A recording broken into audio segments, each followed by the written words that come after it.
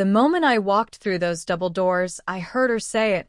Patricia Ford, my brother's perfect fiancée, leaning toward my mother with a champagne flute in her perfectly manicured hand. Her voice was just loud enough to carry across the entryway, and I knew she meant it that way. Is that really what she wore? I thought you said she'd at least try to look presentable. My mother's uncomfortable laugh cut through the air like glass. Patricia didn't even glance in my direction when she said it. I was that beneath her notice, just some corporate failure who'd crawled out of obscurity to ruin the elegance of her perfect engagement party. What Patricia didn't know, what nobody in that room knew, was that I signed the acquisition papers for TechCorp Industries 2 years ago. Every promotion my father bragged about, every executive bonus my brother celebrated, every corner office Patricia was so eager to exploit, all of it flowed through approvals that crossed my desk. The company that employed my entire family? I owned it. And by the end of tonight, that whisper was going to cost her everything she'd schemed for. My name is Emily Jones. I'm 33 years old, and I'm about to introduce myself properly. If you've ever felt invisible in your own family, if you've ever been underestimated or dismissed, subscribe right now. You're in the right place. This community is for everyone who's been called a worker bee and decided to build their own hive instead. I smoothed down my dress and stepped into the Grandview Estate's main ballroom, trying to ignore the fact that my mother had already turned her back to me. The room was stunning, all crystal and candlelight, with floral arrangements that probably cost more than my first car. Classical music drifted from a string quartet in the corner, and everywhere I looked, people in expensive suits and designer gowns held champagne glasses like they were born doing it. My mother finally acknowledged my presence with a quick once-over that made her nose wrinkle slightly. "Emily, you made it." Her tone suggested she'd been hoping otherwise.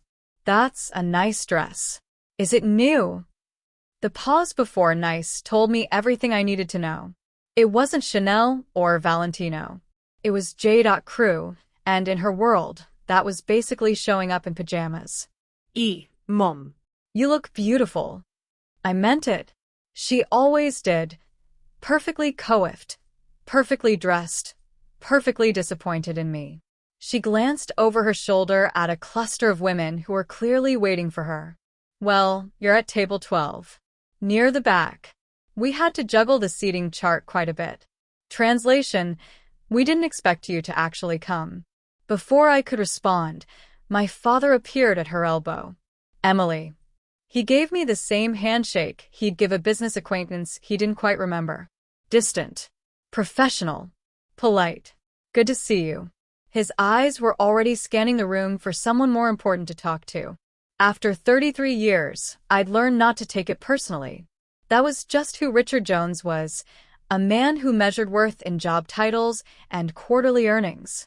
"Dad, Richard, the Harrisons just arrived," my mother interrupted, already pulling him away. "We should say hello." And just like that, I was alone again. I made my way toward the back of the room, weaving through clusters of guests who didn't bother to move aside. That's when I spotted Craig near the bar, surrounded by his college friends, all of them in perfectly tailored suits, all of them radiating the kind of easy confidence that came from never being told you weren't good enough. He saw me and his smile faltered. Just for a second, but I caught it. "Emily." "Hey." He pulled away from his friends and gave me an awkward side hug, the kind you give distant relatives at funerals. "Everyone, this is my sister, Emily. She does consulting, I think. Something with computers." I'd built a tech empire worth $300 million, but sure. Something with computers worked. Patricia materialized beside him like she'd been summoned, her arms sliding possessively around his waist. Up close, she was even more flawless than I'd thought. Sharp cheekbones, perfect makeup, and eyes that assessed me like I was a problem to be solved. "Your sister," she said, her smile never reaching those calculating eyes. "Craig mentioned you might come." She paused, tilting her head. "I have to ask, why exactly are you here? I mean, Craig said you two aren't really close." The room seemed to quiet around us, or maybe that was just my imagination. Craig's face flushed red. Patricia, come on. I'm just curious. Her voice was honey-sweet poison. Family's so important, you know? I'd hate to think anyone felt obligated to attend out of, I don't know, guilt. I looked at my brother, at the boy I'd protected from bullies in middle school, whose college tuition I'd anonymously paid when our parents' investments tanked, whose promotion to senior analyst I'd personally approved 6 months ago. He wouldn't meet my eyes. You're right, I said quietly. Family is important. Patricia's smile sharpened. She thought she'd won. She had no idea what was coming. I found my table, number 12, tucked behind a decorative column where no one important would have to look at me, and let the memories wash over me. Funny how being back in a room full of my family could make me feel like I was 16 again. Back then, dinner conversations in the Jones household revolved around one thing: TechCorp Industries. My father would hold court at the head of the table, dissecting quarterly reports and corporate strategy, while my mother nodded approvingly. Craig, even at 14, would parrot back buzzwords he'd heard: synergy, market penetration, vertical integration, and our parents would beam like he'd just solved world hunger. I'd try to join in once. What about expanding into cloud infrastructure? I read an article about Emily's sweetheart. My mother had interrupted, her voice dripping with condescension. Maybe let's discuss your algebra grade instead, I'd stopped trying after that. By the time I graduated college with a degree in computer science and data analytics, I thought things would be different. I'd landed a junior analyst position at TechCorp, not because of my father. I'd made sure that, and worked my ass off for 2 years. 80-hour weeks. Presentations that improved efficiency by 30%.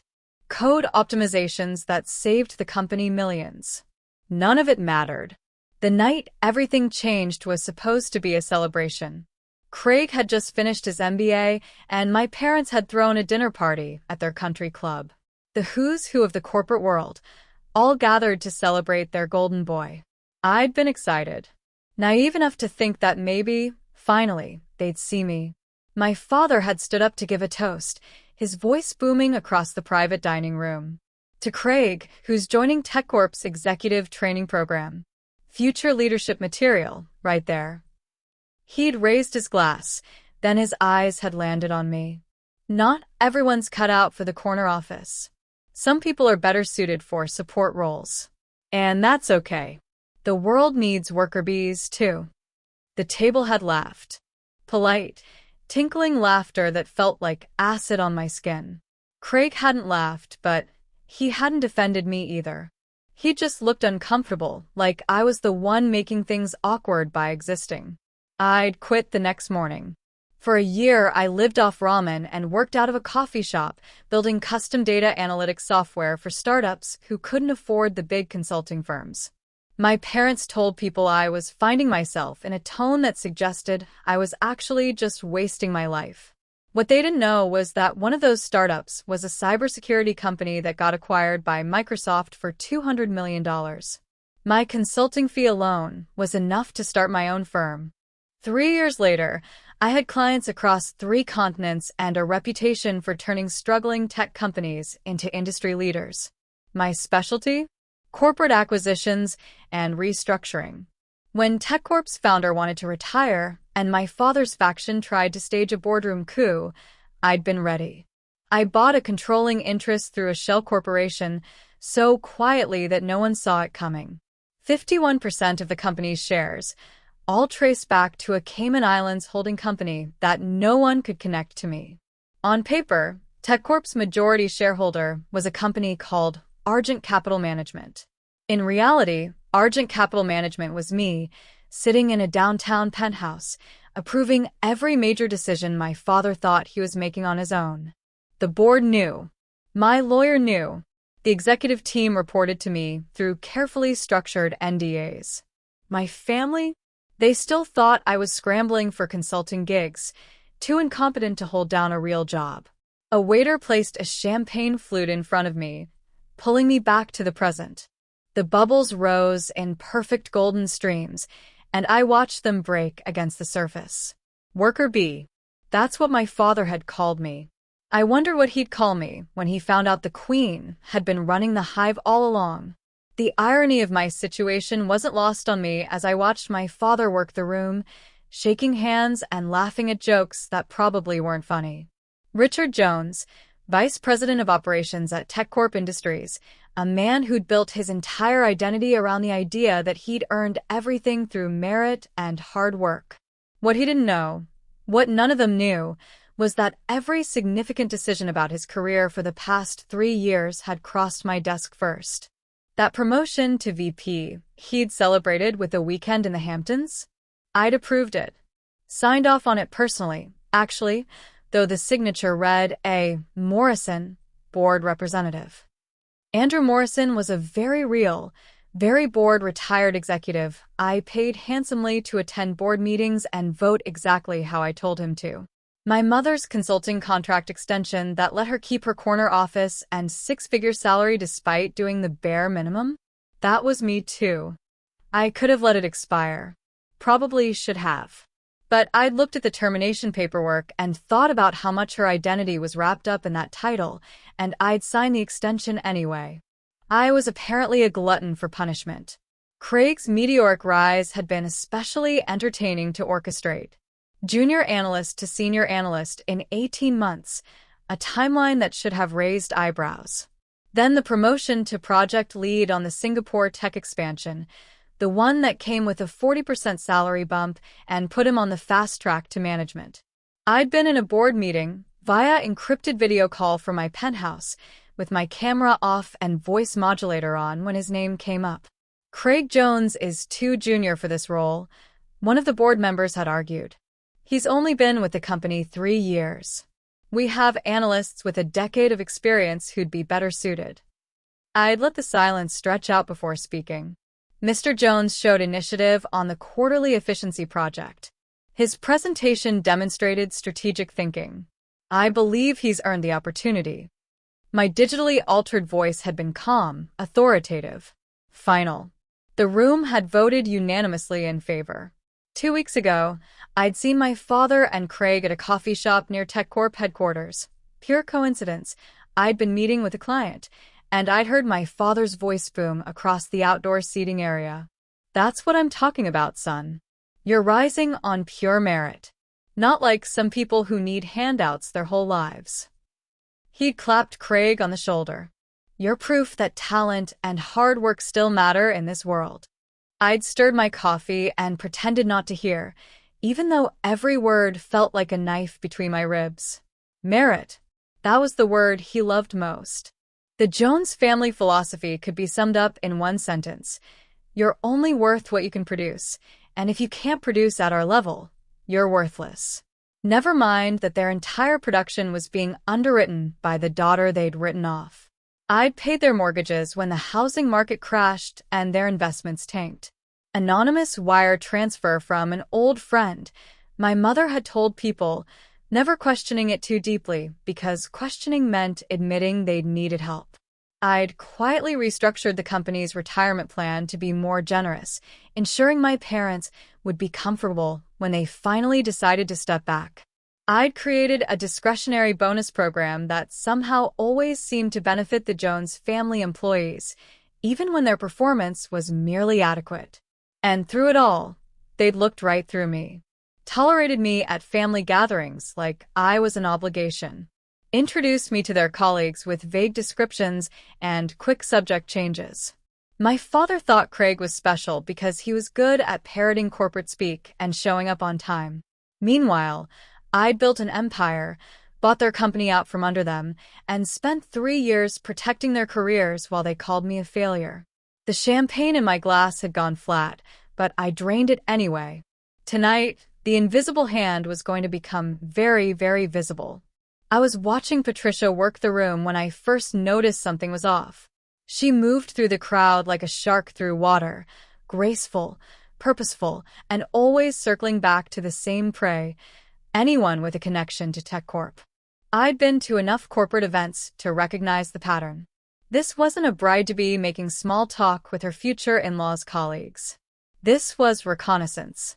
"So the Singapore expansion is moving forward?" she asked Thomas Chun, one of our senior developers, her hand resting lightly on his arm. The gesture was casual, friendly, but her eyes were laser-focused. "Craig mentioned something about Q4 launch timeline? That must be so exciting." Thomas, 3 drinks in and flattered by the attention of a beautiful woman, leaned in. "Oh, it's huge. We're talking about a complete infrastructure overhaul. The development pipeline alone is worth." Thomas. His wife appeared, thank God, and steered him toward the dance floor. Patricia's smile never faltered, but I caught the flash of irritation in her eyes. She adjusted her grip on her champagne glass and moved on to her next target. I watched her intercept Robert Martinez from our legal department near the gift table. Within minutes, she was laughing at something he'd said, her phone angled casually toward the stack of engagement cards and, more importantly, the folder of what looked like contract documents someone had carelessly left on the table. Was she taking pictures? I shifted in my seat, trying to get a better angle. Yes, definitely taking pictures. Her phone was pointed directly at those papers, and her thumb was moving in that telltale tap-tap pattern. "Patricia, honey, come meet the Harrisons," my mother's voice rang out, and Patricia pocketed her phone smoothly, the consummate professional caught at nothing more suspicious than checking her messages. But I'd seen it, and now I was paying attention. Over the next hour, I cataloged every interaction. Patricia asking my father about the exciting new contracts Craig had mentioned. Patricia cornering Janet Wu from HR, somehow steering the conversation toward employee access protocols and security clearances. Patricia photographing the seating chart, ostensibly for her wedding planner, but lingering just a bit too long on the names and their corporate titles. It was during her conversation with David Kim, our chief technology officer, that I noticed the watch. Cartier. Ballon Bleu. Rose gold with a diamond-studded bezel. I knew it because I considered buying one last year and nearly choked on the price tag, $35,000. Minimum. Patricia Ford was supposedly a coordinator at a small nonprofit focused on arts education. According to Craig, she made maybe $45,000 a year and lived in a modest apartment in Brooklyn. The kind of salary where you're proud to afford a Kate Spade bag, not casually wearing a watch that cost as much as a car. I pulled out my phone and opened a discreet browser window, searching for nonprofit coordinators and average salaries in New York. The numbers confirmed what I already knew. Something didn't add up. The dress she was wearing? I'd been around enough wealthy women to recognize haute couture when I saw it. That wasn't a department store gown. That was easily $10,000 of Italian silk and hand-beading. The shoes? Christian Louboutin. Another 1,000, at least. The engagement ring on her finger, the one Craig had supposedly saved for a year to afford, was at least 3 carats of flawless diamond in a platinum setting. I'd bet my company that ring cost more than Craig made in 6 months. Where was Patricia Ford getting this kind of money? And more importantly, why was she so interested in TechCorp's proprietary information? I watched her lean in close to whisper something to Craig, watched him laugh and kiss her temple with the blind adoration of a man who couldn't see the calculation behind those beautiful eyes. My little brother had always been trusting. It was one of his better qualities, honestly. But right now, that trust was making him a mark. Patricia caught me staring and her expression shifted, just for a fraction of a second, into something cold and assessing before the warm smile snapped back into place. She raised her glass to me in a mocking toast. I didn't toast back. Something was very wrong here, and I was going to find out exactly what. I needed air. Or maybe I just needed to get away from the careful smiles and champagne bubbles and the crushing weight of being invisible in a room full of people who were supposed to be my family. The terrace was empty, thank God. I pushed through the French doors and let the cool evening air hit my face. The Grandview estate had spared no expense on atmosphere, string lights draped between columns, the manicured gardens rolling out below, the Manhattan skyline glittering in the distance. I leaned against the stone railing and closed my eyes, trying to organize my thoughts. Patricia's expensive accessories. Her pointed questions. The way she'd been systematically working through every TechCorp employee at this party, like she was checking items off a list. Maybe I was being paranoid. Maybe the watch was a gift. Maybe she was just excited about marrying into a family with corporate connections and asking the wrong questions out of genuine curiosity. Maybe. The French doors opened behind me, and I tensed, but whoever it was moved to the far corner of the terrace, half hidden behind one of the decorative columns. I stayed where I was, hoping they'd ignore me the way everyone else had tonight. Then I heard Patricia's voice, low and sharp, nothing like the honey-sweet tone she'd been using inside. "No, I'm telling you it's fine. Everything's on track." A pause. "Yes, I'm sure. The brother's an idiot, but he has C-suite access through his father. I've already got him talking about projects he shouldn't even know about." My entire body went still. The engagement's perfect cover. Nobody questions a fiancée asking about her future husband's work. And once we're married, I'll have legitimate access to his files, his passwords, everything. Her laugh was cold, calculating. "Trust me, Chun, this is the easiest mark I've had in years." "Chun." She'd said Chun. As in Thomas Chun, our senior developer? Or was this a different Chun entirely?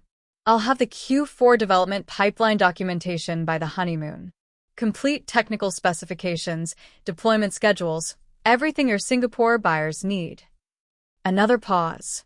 "November delivery, just like we agreed. The moment the money clears, I'm gone. Craig won't even know what hit him." My hands gripped the railing so hard my knuckles went white. "Stop worrying.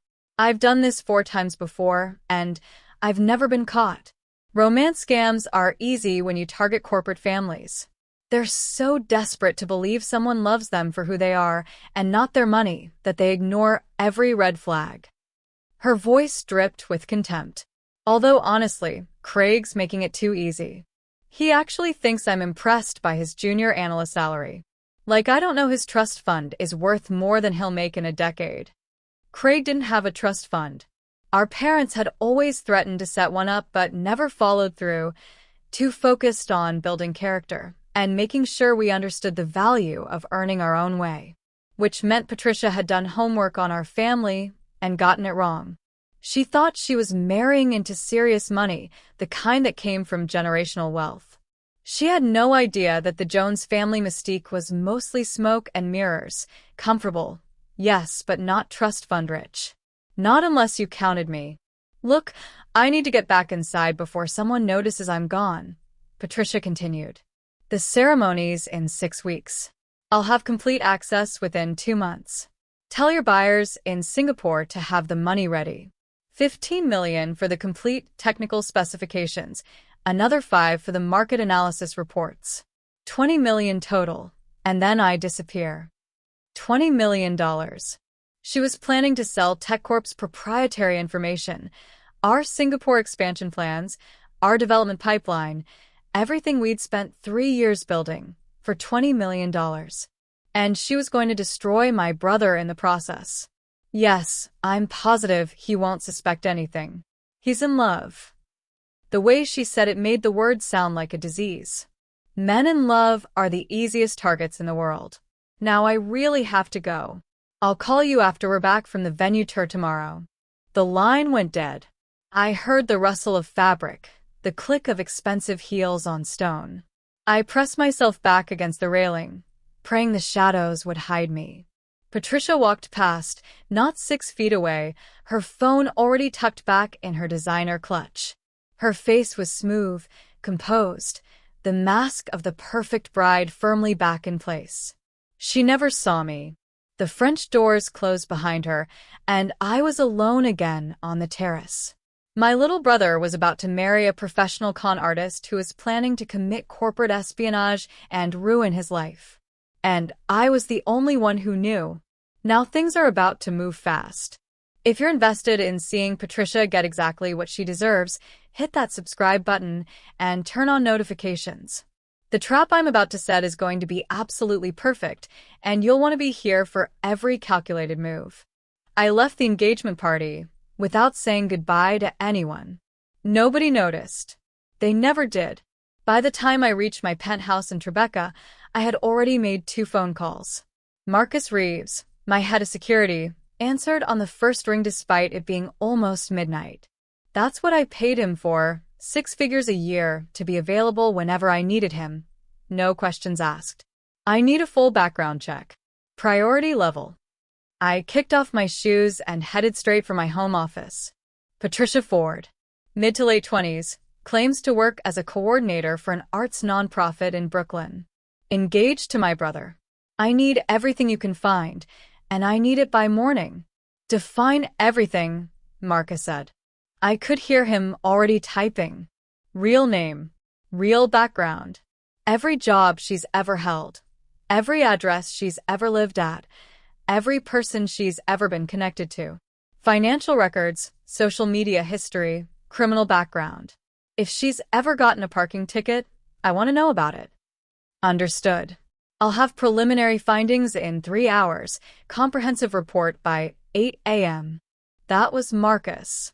Efficient, discreet, and expensive as hell. My second call was to Jennifer Park, my corporate lawyer, and the only person besides Marcus who knew the full extent of my involvement with TechCorp. She sounded significantly less pleased to hear from me at midnight. Emily, this better be good. Patricia Ford, Craig's fiancée, is planning to steal proprietary information from TechCorp and sell it to buyers in Singapore. I overheard her on the phone. She mentioned $15 million for technical specifications, another $5 million for market analysis. $20 million total. Jennifer was quiet for exactly 3 seconds. You're certain? Completely. She specifically mentioned the Q4 development pipeline and November delivery. She called it the easiest mark she's had in years. Plural. Years. I'm getting dressed. Be there in 20 minutes. I spent those 20 minutes changing into sweats and making coffee, my mind racing through scenarios. If Patricia was running a romance scam sophisticated enough to target corporate families specifically, she wasn't working alone. The Singapore buyers, this Chun person she'd mentioned, the whole operation, it was too complex for a solo grift. Jennifer arrived in 19 minutes, her hair still damp from a quick shower, laptop bag over her shoulder. We set up in my office, and by the time Marcus sent through his preliminary findings at 2:47 a.m., we had coffee, whiteboards, and a growing sense that this was worse than I'd thought. Marcus's email was characteristically brief. Attached preliminary report. You're going to want to read this immediately. I opened the file. The woman my brother knew as Patricia Ford was actually Patricia Hernandez. Age 28. Born in Miami to a family with no criminal record, graduated from a decent state school with a degree in business administration. So far, so normal. Then things got interesting. Patricia had worked for 3 different companies over the past 6 years, each time in roles that gave her access to mid-level employees. Marketing coordinator, HR assistant, executive assistant. Nothing senior enough to raise alarms, but each position strategically placed to overhear sensitive information. Each job had ended with her abrupt departure right around the time that company experienced a major data breach or unexpected competitor advantage. And each time, she'd been engaged to or seriously dating someone who worked at that company. She's a professional, Jennifer said quietly, scrolling through the report on her own laptop. This isn't opportunistic. This is a business model. Marcus's report included social media analysis, 3 different Facebook profiles, all deleted but archived through his connections with private investigators. Patricia Ford in New York. Patricia Hernandez in Miami. Patricia Ford in Seattle. Different hair colors, different styling, but the same face. The same calculated smile. There were photos with different men. 5 of them across 6 years. All of them looked like Craig, successful, clean-cut, the kind of guys who believed in merit and hard work and trusted that people meant what they said. All of them looking at Patricia like she hung the moon. She's wanted in California and Washington state, Marcus had written. Fraud charges related to corporate espionage. Arrest warrants issued, but she's been using aliases. Texas has her flagged for investigation on a securities fraud case, but not enough evidence to charge yet. She's good at disappearing. Jennifer looked up from her screen, her expression grim. Emily, this isn't just about protecting Craig or TechCorp. If she succeeds in selling that pipeline information, we're talking about securities violations, trade secret theft, potential RICO charges. This could bring down the entire company. How long until we can get law enforcement involved? With what Marcus has here, we can call the FBI tomorrow. But she hesitated. This kind of investigation takes time. Weeks, maybe months. If she's planning to make her move by November, she'll be gone before anyone can stop her. I finished. We worked through the night. Marcus sent updated reports every hour. Financial records showing Patricia had been receiving wire transfers from offshore accounts, rental history showing she'd been living in a penthouse in Manhattan's financial district, not a modest Brooklyn apartment, a connection to a known corporate espionage ring operating out of Hong Kong. By the time dawn broke over Manhattan, painting my office in shades of gold and pink, we had a picture of Patricia Hernandez that made my blood run cold. She was a professional predator. And my brother was her prey. Jennifer made the call to the FBI at 8 a.m. sharp. Special Agent David Morrison, no relation to my board proxy, specialized in corporate espionage and white-collar crime. He arrived at my penthouse by 9:30 with a partner and a recorder, all business in a dark suit that had seen better days. Ms. Jones, I understand you have information about Patricia Hernandez. I laid it out for him. Everything. The overheard phone call, Marcus's investigation, the pattern of romance scams, the planned sale of TechCorp's proprietary information.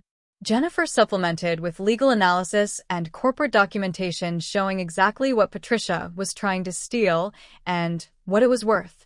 Morrison listened without interrupting, his expression growing darker with each detail. We've been tracking Hernandez for 18 months, he said finally.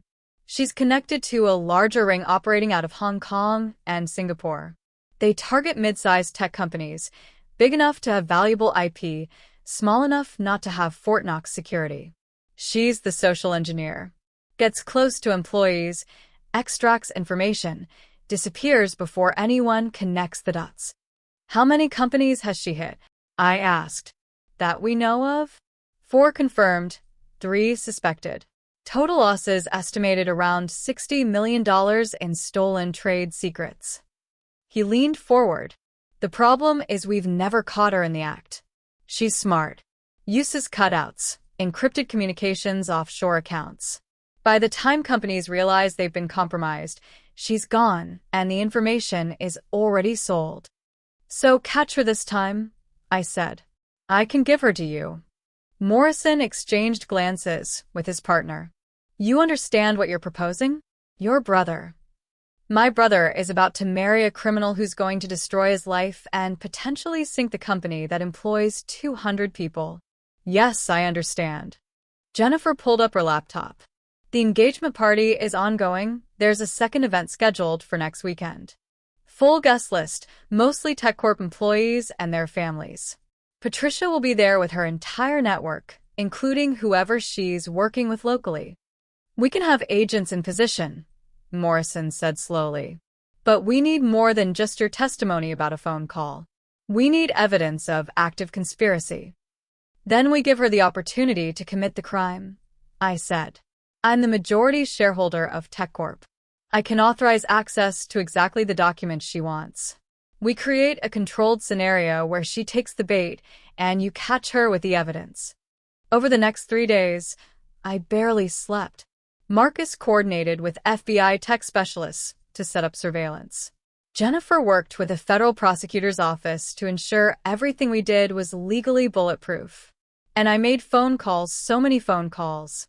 The first was to Michael Torres in Seattle, one of Patricia's previous victims. Marcus had tracked him down through corporate records. His company had lost millions in proprietary software code after Patricia, going by Patricia Ford then, had spent 6 months engaged to their CTO son. "She destroyed my life," Michael said quietly when I explained why I was calling. "I thought she loved me. We were planning a wedding. Then one day she was just gone, along with everything my father's company had been developing for 3 years. I need you to provide a statement to the FBI," I told him. "And I need you to be willing to testify." He didn't hesitate. "Tell me when and where." There were 3 other men. Daniel Chun in California, no relation to the Chun Patricia had mentioned, just another casualty. Robert Kim in Texas. James Whitmore in Florida. All of them had the same story. All of them thought they were going to marry Patricia Hernandez. All of them watched their families' companies get gutted. All of them wanted justice. By Friday, Morrison had what he needed. 4 previous victims ready to testify. Marcus's investigation providing a clear pattern. Phone records, subpoenaed through emergency warrants, showing Patricia's communications with known members of the Hong Kong espionage ring. "We move at the engagement party," Morrison said. "During the toasts. Maximum visibility, maximum pressure, minimum chance of her running. She'll have an exit strategy," I warned. "So will we." Jennifer looked at me across my office conference table. "Emily, when this goes down, your family is going to find out about TechCorp. About you. Everything." I'd thought about that. Spent 3 sleepless nights thinking about nothing else. "Good," I said finally. "It's time." Morrison's phone buzzed. He glanced at it and smiled. The first real emotion I'd seen from him all week. "We just intercepted an encrypted message from Hernandez to her Hong Kong contact. She's accelerating the timeline. Plans to grab the documents at the party next weekend and transfer them that night." "She's getting nervous," his partner observed. "Or greedy," I said. "Either way, we have her." Morrison stood, extending his hand. "Next Saturday. We'll have agents positioned as catering staff and security. When you give the signal, we move." I shook his hand. "She's going to expose herself eventually. Let's make sure she does it in front of everyone who needs to see it." After they left, Jennifer poured us both a drink despite it being barely noon. "Are you ready for this?" she asked. I thought about Craig, so trusting and naive. About my parents, who'd spent 33 years treating me like I was worthless. About Patricia, who thought she could destroy people's lives for profit. "I've been ready for years," I said. "I just didn't know it yet." The second engagement party was even more elaborate than the first. My mother had insisted on hosting it at the Grandview estate again, this time with a full extended family, every TechCorp executive, and what seemed like half of corporate Manhattan in attendance. I wore a different dress this time. Still simple, still understated, but this one cost $3,000 and fit like it had been painted on. If I was going to burn my life down tonight, I was going to look good doing it. Patricia was radiant in ivory silk, playing the blushing bride to perfection. She kept one hand possessively on Craig's arm and worked the room like she owned it. Maybe she thought she did. Morrison's agents were in position. I'd spotted at least 4 of them. 2 in catering uniforms, one as a bartender, one posing as a photographer. There were probably more I hadn't clocked. The FBI didn't take chances with operations like this. Marcus was stationed near the main entrance, his bulk making him look like private security. Jennifer sat at a table near the front, her laptop open and ready. On the surface, she looked like any other guest checking emails. In reality, she had control of the venue's entire AV system. My father stood to give his toast just after dessert was served. The room quieted, glasses raised in anticipation. "Family," he began, his voice carrying that boardroom authority I'd grown up hearing. "Family is everything. It's the foundation of who we are, the legacy we build. When I started at TechCorp 30 years ago, I made a promise to build something that would last, something my children could be proud of." His eyes found Craig, warm with pride. They skipped right over me. "Craig, my son, you've proven yourself at TechCorp through merit and dedication. You've earned every promotion, every opportunity. And now you're starting a family of your own with this remarkable woman. He raised his glass toward Patricia. To the future. To legacy. To the Jones family name. The room erupted in applause. Craig's eyes were suspiciously bright. Patricia's smile was triumphant. She stood next, smoothing her dress, and took the microphone my father offered. I just want to say how honored I am to be joining this incredible family. The Jones name means something. Integrity, hard work, excellence. And TechCorp Industries represents everything I admire about American business innovation. I watched her scan the room, making eye contact with several TechCorp executives. Cementing relationships. Building trust. She was so good at this. I can't wait to be part of this legacy, Patricia continued. To support Craig as he rises in the company, to be a true partner in every sense. The future is. Excuse me. I stood, my voice cutting through hers. I'd like to say something. The room went silent. Patricia's smile froze. Craig looked mortified. Emily, this really isn't the time. My mother started. Actually, it's exactly the time. I walked toward the front of the room. Morrison caught my eye and gave an almost imperceptible nod. I have something to share about family, loyalty, and TechCorp Industries. Jennifer's fingers moved across her keyboard. The venue's large screens, positioned throughout the ballroom for the slideshow of Craig and Patricia's relationship, flickered to life. But it wasn't engagement photos that appeared. It was a mugshot. Patricia Hernandez, arrested in California 3 years ago. Fraud charges. The room gasped. Patricia went white. That's not, she started. The screen changed. Another mugshot, this one from Washington State. Same face, different name. Patricia Ford. Then another. And another. Meet Patricia Hernandez, I said calmly. Professional con artist. Wanted in 2 states for corporate espionage and securities fraud. She's made a career out of targeting men in corporate families, gaining access to proprietary information, and selling it to the highest bidder. This is insane, Patricia said, but her voice shook. Craig, you know me.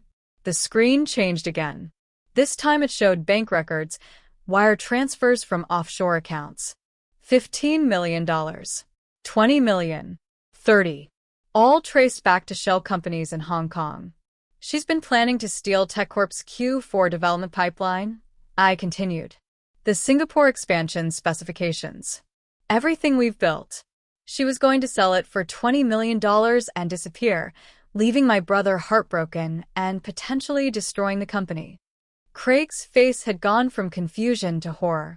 Emily, how do I know? I turned to face the room. The screens changed one final time. My corporate bio. My real one. Emily Jones, founder and CEO of Argent Capital Management. Majority shareholder of TechCorp Industries. The silence was deafening. I know, I said quietly, because I own the company. Morrison and his team moved before Patricia could run. She'd been inching toward the exit, but 2 agents blocked her path while Morrison himself appeared at her elbow with credentials and handcuffs. Patricia Hernandez, you're under arrest for conspiracy to commit corporate espionage, wire fraud, and interstate commerce violations. His voice carried across the silent ballroom. You have the right to remain silent. Patricia's mask finally shattered. The sweet, refined bride-to-be disappeared, replaced by something cold and calculating. She looked at Craig with pure contempt. You really thought I loved you? God, you're even dumber than the others. Craig made a sound like he'd been gut-punched. Ma'am, let's go, Morrison said firmly, guiding her toward the door. The room parted like the Red Sea as agents escorted her out. Her expensive heels clicked against marble one final time, and then she was gone. The silence that followed was suffocating. My father found his voice first. Emily. He was staring at the screen still displaying my corporate bio, the CEO headshot I had taken last year, the list of acquisitions, the board positions, the net worth that made his VP salary look like pocket change. This is you can't what? I turned to face him. Can't be successful? Can't be the majority shareholder of the company you've spent 30 years building your identity around? Can't be something other than the failure you decided I was? We didn't. My mother started, but her voice cracked. She looked between me and the screen, trying to reconcile the daughter she dismissed with the woman who'd apparently been signing her paychecks. Craig hadn't moved. He stood frozen in the middle of the room, his face ashen, eyes red. The betrayal was written across every feature, but I wasn't sure if he was more devastated by Patricia or by me. I walked over to him, ignoring the whispers already starting around us. Craig, you knew. His voice was barely above a whisper. You knew what she was planning, and you let me. I found out 6 days ago. I spent every one of those days building a case with the FBI to protect you. I touched his arm gently. She would have destroyed you. Financially, professionally, emotionally. She's done it to 4 other men. I couldn't let her do it to you. But you. He gestured helplessly at the screen. You own TechCorp? You've owned it this whole time? Every promotion I got, every. Understanding dawned in his eyes, followed by something that looked like humiliation. Oh God. It was you. All of it was you. Some of it, I admitted. Not all. You're good at your job, Craig. You earned most of what you got. I just helped occasionally, when Dad's faction was being particularly stupid about internal promotions. He laughed, but it came out bitter. The merit speech. Jesus. Dad's speech about me rising on pure merit while he couldn't finish. While I was the one approving the promotions. Yes. My mother had found her voice again, and with it, her defensiveness. Well, if you were so successful, why didn't you tell us? Why let us think? Let you think what, Mom? I turned to face her, and something in my expression made her step back. Let you think I was a failure? You decided that all on your own. I tried to tell you about my business. I tried to share my success. You weren't interested. You'd already written me off as not executive material. My father's face flushed. He remembered that dinner. Of course he did. Every promotion you got in the last 3 years came across my desk, I said, addressing both of them. Every bonus. Every contract extension. I protected your careers even when you couldn't be bothered to return my phone calls. I paid your mortgage when the market crashed. I restructured the retirement plan so you'd be comfortable. And you know what I got in return? The room was silent. Even the catering staff had stopped moving. I got seated at table 12, behind a decorative column, where no one important would have to look at me. My mother's eyes filled with tears, but I couldn't tell if it was shame or self-pity. Craig spoke up, his voice steadier now. Why? Why help us at all if we treated you so badly? Because you're my family, I said simply. Because despite everything, I still loved you. Still wanted you to be proud of me. Still hoped that maybe, eventually, you'd see me. I paused. But that's over now. From this point forward, respect isn't optional. I'm not shrinking myself to fit your limited vision anymore.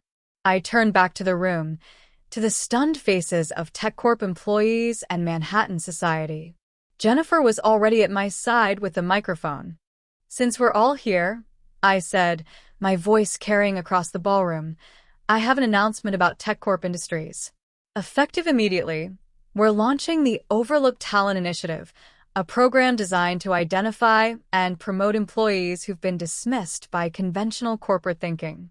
People who don't fit the expected mold but have the skills and drive to excel. I looked to my father. Because merit isn't always obvious. Sometimes the most valuable people in your organization are the ones you're not paying attention to. Jennifer stepped forward. We'll be sending details to all employees next week. Thank you for your time. The crowd began to disperse slowly, whispers building to a dull roar. I saw Marcus coordinating with Morrison's remaining agents. Saw TechCorp executives gravitating toward Jennifer with questions.